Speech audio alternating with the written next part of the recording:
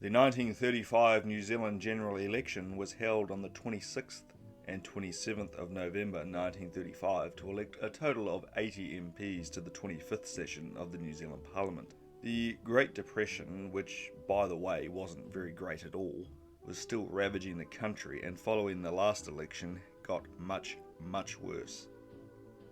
In 1932, as unemployment rose to 15%, government seemed powerless to provide effective relief. Prime Minister George Forbes presided over a shattered country.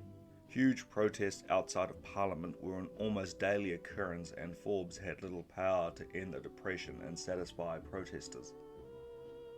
The country experienced massive riots, the worst on Auckland's Queen Street when, in 1932, rioters smashed every shop front window on the street.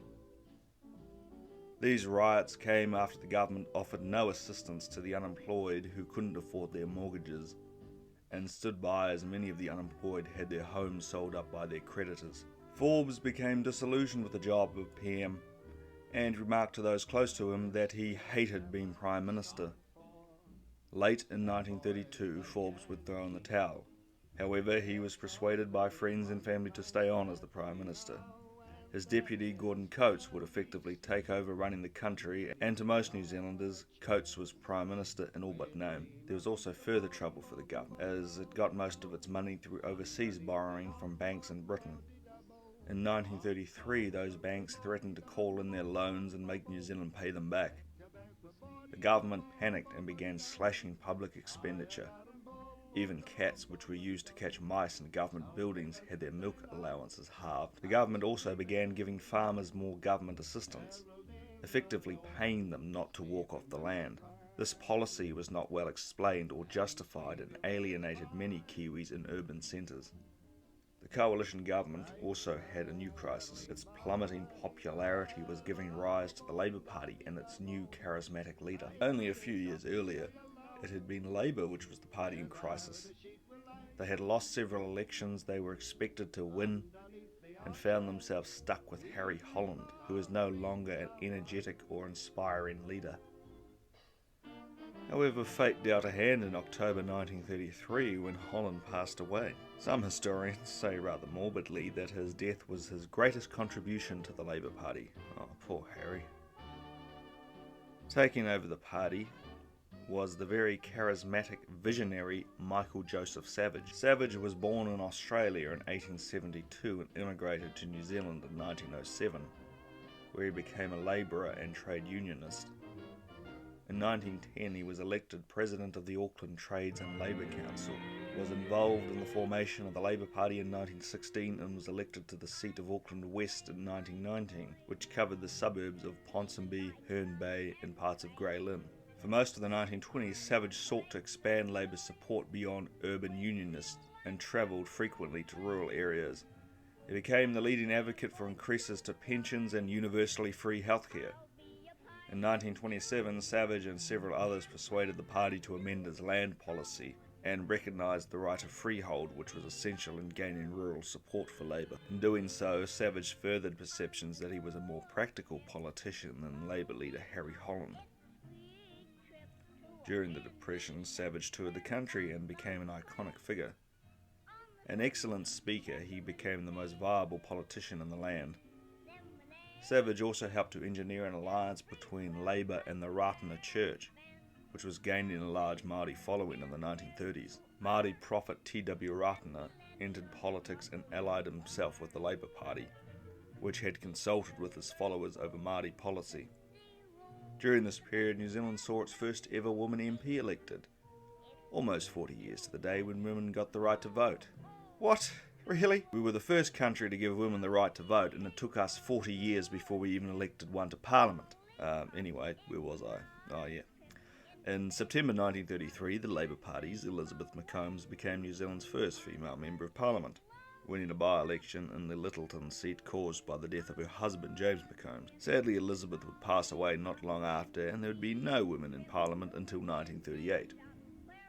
Hoping to delay their inevitable political demise, the United Reform government would delay the election, arguing that the economic situation was so dire that if elections had been delayed due to war, then the present circumstances with the Depression mirrored that of war, and the election should be delayed. So, what happened?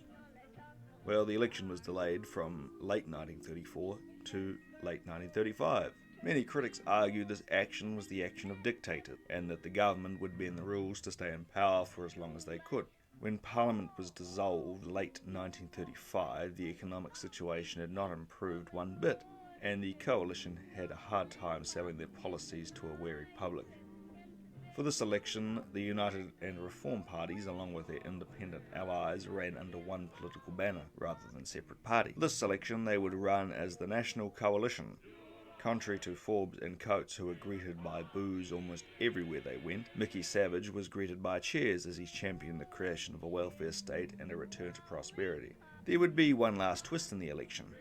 The government had been trying to win the media battle and enlisted the help of newspapers like the Dominion, a Wellington newspaper which printed anti-Labour advertisements and editorials. There would also be one infamous event, however, that would long be remembered.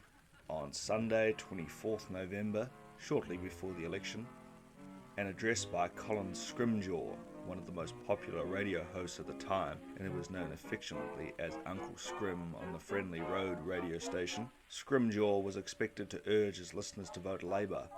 However, his broadcast was jammed by the post office. It soon became clear that the jamming of the broadcast was ordered by the Minister of Broadcasting, Adam Hamilton, and the Deputy Prime Minister, Gordon Coates. On election night, Kiwis all across the country tuned into their radios and gathered outside newspaper offices to hear and see the electoral returns. Not long after the polls closed, the result soon became clear.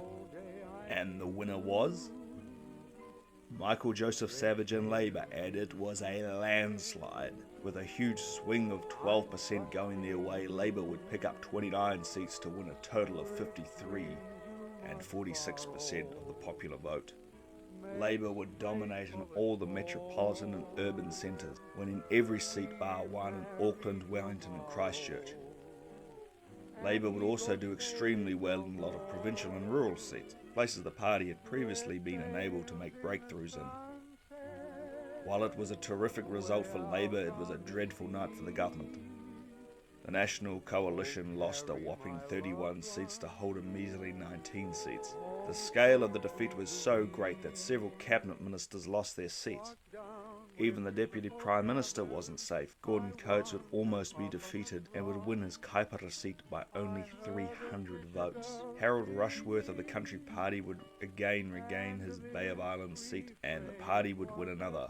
Arthur Sexton would defeat Jack Massey, the former Reform Party Prime Minister Bill Massey, in the seat of Franklin.